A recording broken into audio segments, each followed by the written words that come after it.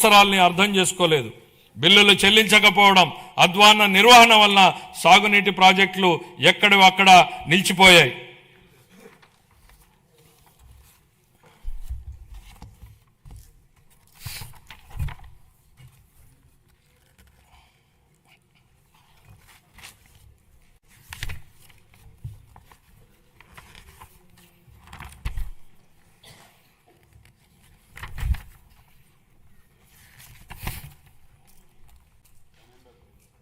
అంటే ప్రింట్ మారింది, కాపీ సడన్గా అందులో ఫిగర్స్ వచ్చింది.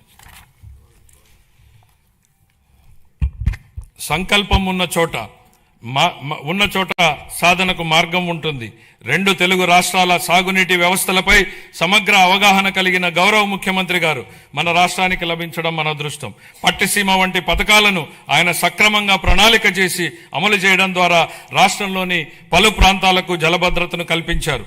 అదేవిధంగా HNSS ప్రాజెక్టును కేవలం 100 రోజుల్లో ప్రారంభించి వేగంగా పూర్తి చేసి రైతులకు నీరందించేలా చేయడంలో ఆయన సంకల్ప బలం కీలక పాత్రను పోషించింది. హంద్రీనీవా ద్వారా తొలిసారిగా 45 TMCల కృష్ణా జలాలను విజయవంతంగా ఎత్తిపోతల చేసి రాయలసీమలో నీటి లభ్యతను గణనీయంగా మెరుగుపరిచాం. పోలవరం ప్రాజెక్టు విషయంలో పెండింగ్ ఉన్న 5,000 కోట్ల రూపాయల బిల్లుల్ని చెల్లించి పనులను వేగవంతం చేశాం. డయాఫ్రామ్ గోడ నిర్మాణం ఇప్పటికే 91% పూర్తయింది. మొత్తం ప్రాజెక్టు పురోగతి 60% దాటింది. వెలుగొండ ప్రాజెక్టు BRR వంశధార దశ 2, అలాగే వంశధార నాగావళి మరియు నాగావళి చంపావతి నదుల అనుసంధాన పనుల్లో సమాంతరంగా గణనీయమైనటువంటి పురోగతి సాధించబడింది. అదే సమయంలో రాష్ట్ర వ్యాప్తంగా విస్తృత స్థాయిలో చేపట్టిన ఆపరేషన్ అండ్ మెయింటెనెన్స్ SDMF మరియు FDR పనులు సాగునీటి వ్యవస్థలను స్థిరీకరిస్తున్నాయి. 5 ఏళ్ల విరామం అనంతరం మొత్తం 6,047 నీటి వినియోగదారుల సంఘాలను ప్రజాస్వామ్య పద్ధతిలో పునరుద్ధరించడం ద్వారా సాగునీటి నిర్వహణలో రైతుల భాగస్వామ్యానికి మళ్లీ బలోపేతం చేశాం. ఇక ముందు BRR వంశధార 2, హంద్రీనీవా, పూల సుబ్బయ్య, వెలుగొండ మరియు పోలవరం ప్రాజెక్టులను పూర్తి చేయడానికి మా ప్రభుత్వం కట్టుబడి ఉంది. రాయలసీమను శాశ్వతంగా కరువు రహిత ప్రాంతంగా మార్చడానికి పోలవరం నల్లమల సాగర్ అనుసంధానంపై మేము చురుగ్గా దృష్టి సారించాం. రాయలసీమను గ్లోబల్ హార్టికల్చర్ హబ్గా తీర్చిదిద్దే ప్రణాళికలో సాగునీటి సరఫరా కూడా ఒక కీలకమైనటువంటి భాగం. 2026-27 ఆర్థిక సంవత్సరానికి గాను జలవనరుల శాఖకు 18,224 కోట్ల రూపాయల కేటాయింపును ప్రతిపాదిస్తున్నాను. వ్యవసాయం, పశు సంవర్ధక, ఉద్యానవనం, మత్స్య సహకార రంగాలు. వ్యవసాయం గాడి తప్పితే మిగతా ఏ రంగానికి సక్రమంగా నడిచే అవకాశం ఉండదు అన్న MS స్వామినాథన్ గారి సూక్తిని గుర్తు చేస్తున్నాను అధ్యక్ష. అన్నదాత రైతులే సమాజానికి మూల స్తంభాలు. వారు పండించే ఆహారమే ప్రతి కుటుంబానికి మూలాధారం. అందువల్ల రైతుల సంక్షేమమే మా ప్రభుత్వానికి అత్యున్నత ప్రాధాన్యం. అన్నదాత సుఖీభవ PM కిసాన్ పథకం కింద 2025-26 ఆర్థిక సంవత్సరంలో 46.86 లక్షల రైతు కుటుంబాలకు 20,000 రూపాయలు చొప్పున పెంచిన ఆర్థిక సహాయాన్ని అందిస్తూ మొత్తం 6,600 కోట్లను విడుదల చేశాం. కొత్తగా అమలు చేసిన GST 2.0 సంస్కరణల ద్వారా వ్యవసాయం మరియు అనుబంధ రంగాలకు సంబంధించిన ఉత్పత్తులు, వ్యవసాయ పరికరాలు, ట్రాక్టర్లపై పన్నుల భారం గణనీయంగా తగ్గించబడింది. దీనివల్ల రైతులకు ప్రత్యక్షంగా లాభం చేకూరుతుంది.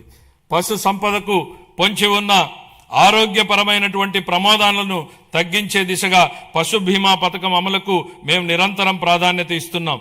పశు సేవలను మరింత బలోపేతం చేయడానికి కొత్త పశు వైద్య భవనాల నిర్మాణానికి 20 కోట్లను కేటాయిస్తూ మౌలిక వసతులను విస్తరిస్తున్నాం. అలాగే బడ్జెట్లో ప్రత్యేకంగా ప్రస్తావించకపోయినా మా సంకల్పం ఎంత స్పష్టమో చెప్పడానికి నిదర్శనం మత్స్యకార సేవలో పథకం అమలు. ఈ పథకం ద్వారా ఆర్థిక సహాయాన్ని 10,000 నుండి 20,000కు పెంచాం. దీని ద్వారా 1,20,000 మంది మత్స్యకార కుటుంబాలు లాభపడుతున్నాయి. ధరల స్థిరీకరణ నిధి. గత ప్రభుత్వం ధరల స్థిరీకరణ నిధికి భారీ కేటాయింపులు చేసినప్పటికీ వాటిని సమర్థవంతంగా వినియోగించలేదు. 2019-24 మధ్య కాలంలో ధరల స్థిరీకరణ నిధికి 7,500 కోట్లను బడ్జెట్లో కేటాయించినప్పటికీ 5 ఏళ్ల కాలంలో కేవలం 8,880 కోట్లను మాత్రమే కేవలం 880 కోట్లను మాత్రమే 5 ఏళ్లలో ఖర్చు చేశారు. అవసరమైన సందర్భాలలో ప్రభుత్వం ఎంత వేగంగా స్పందించాలనే దానికి మా ప్రభుత్వం ఉదాహరణగా నిలిచింది. ధరల స్థిరీకరణ నిధికి 300 కోట్లను మాత్రమే కేటాయించినప్పటికీ ఒక్క సంవత్సరంలోనే 1,200 కోట్లకు పైగా ఖర్చు చేసి రైతులకు ఉపశమనం కల్పించాం.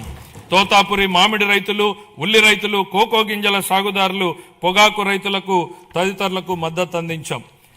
ఈ 26-27 ఆర్థిక సంవత్సరానికి గాను ధరల స్థిరీకరణ నిధికి 500 కోట్ల రూపాయలను కేటాయింపును ప్రతిపాదిస్తున్నాను.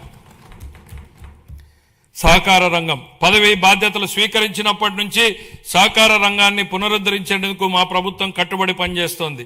యాప్కాప్, డీసీసీబీలు ప్యాక్స్తో కూడిన 3 అంచెల సహకార వ్యవస్థను బలోపేతం చేయడం ద్వారా గ్రామీణ ఆర్థిక వ్యవస్థకు మరింత బలం చేకూర్చాం. 25-26 ఆర్థిక సంవత్సరంలో 53.2 లక్షల సభ్యులకు సేవలందిస్తూ 7,600 కోట్లకు పైగా వ్యవసాయ రుణాలను మంజూరు చేశాయి. ముఖ్యమైన సాధనంగా 2021 ప్యాక్స్లను డిజిటైజ్ చేయగా అందులో 2017 సంఘాలు ఈ ప్యాక్స్ గా కార్యకలాపాలను నిర్వహిస్తున్నాయి.